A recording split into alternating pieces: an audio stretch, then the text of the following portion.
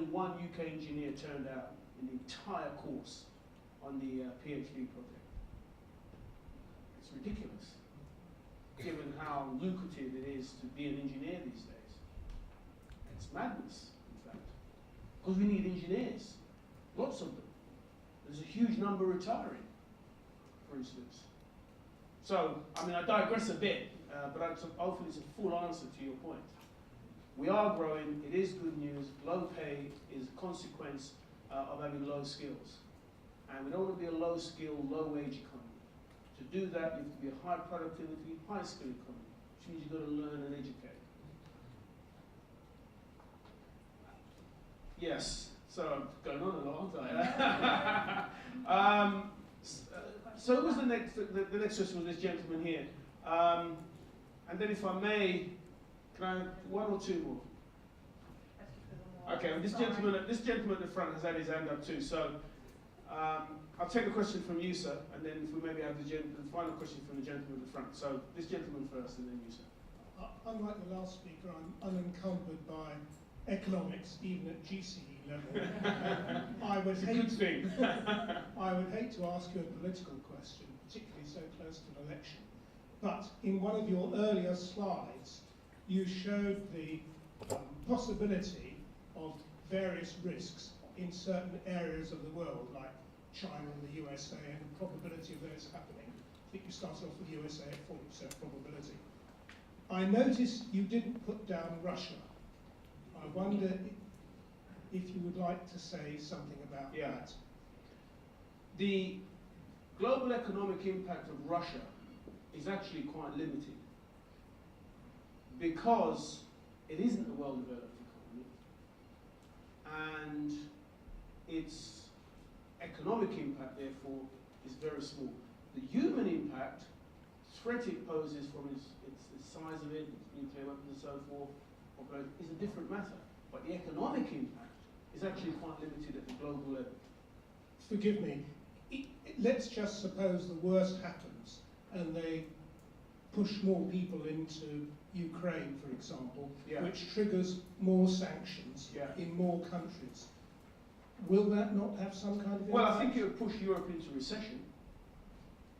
But remember, the integration, and this is deliberate, there was a deliberate integration of Russia into the Western European economy to try to get them on the path of peace, democracy, and market-based progress, high living standards, and so forth. This is what he's beginning to reverse, because you now know that you can't actually be dependent on a state which doesn't have the rule of law and so on and so forth for your energy supply. You have to begin to do something about that. So that will diminish Russia and reduce it to potential impact of anything going wrong there directly on the economies of Western Europe, other than, of course, the direct effects of war. And even Putin, I don't think, is going to try and seize the whole of Ukraine.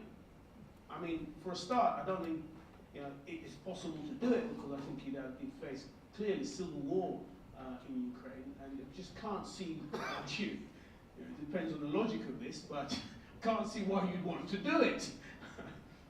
So a bigger war in Ukraine would lead to, given how fragile the economies of Western Europe are at this point, it will lead to a recession. But in the global sense, it will not cause a global downturn. Yes, and finally. Thanks, yeah. I know at one time it was estimated that the level of debt in the UK was approximately £90,000 per household. I'm not really sure what it is now, but it's a big figure.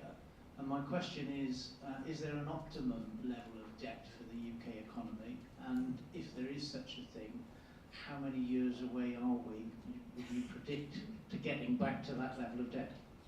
It's a really interesting question. There is no level of debt that is necessarily the key for you to start to think that we're facing serious turbulence. But there are keys of solvency, and the two solvency tests are: can you meet the interest payments on your debt? If you're borrowing to pay capital, so long as there's confidence in your ability to generate income, you can run up debt, maybe above 100% if people believe you're going to pay it back one day. But if you begin to borrow to pay the interest on the debt, as you know as an accountant, that is a Ponzi scheme. You are bust. That is when it's all over. So we are only borrowing to pay the principal, not the interest. So I think that we're fine. Also, the belief is that you will put your fiscal house in order because you've done so in the past and you've paid your debts in the past. In other words, your credit scoring records suggest that you will be able to do this.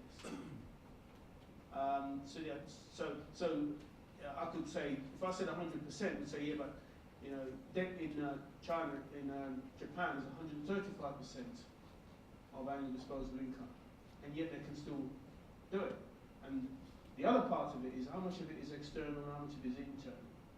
So Japan, for example, does it because aging population, big pool of saving, most of its debts are financed internally, not externally. Country that runs into difficulty, like Greece, like Portugal, it's because they have big external debt. And the foreigners who had financed this debt just said, we want our money back, we don't think we're going to get it back. So the finances collapse because there's a refusal to lend them any money to pay the interest on the debt, so they default. We're nowhere near that position either. So those are some of the things to think about. Like I said. So yeah, basically it's dependent on our ability to be able to repay, which is influenced by the level of interest rates. So if there is that depends on controlling spending. So with an election coming, is there a fairly big political risk on its way? Well, I don't think so, because they know the consequences of being seen not to control it, and I think all of the major parties have agreed that the debt must be repaid.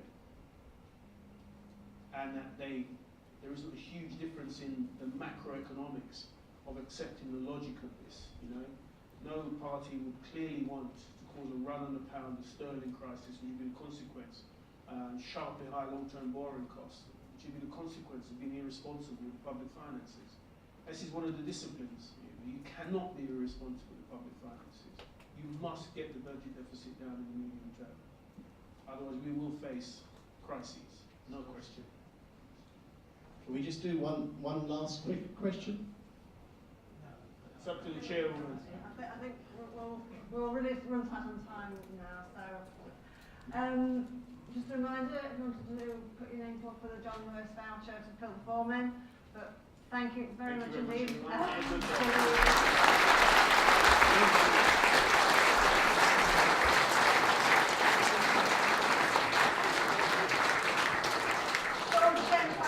Questions. So, can I just inform you about lunch? So this half will be in a moment going off for their lunch break, and if the half over there could remain behind. And just after 1:10, the chief staff will guide you back in, so we can move back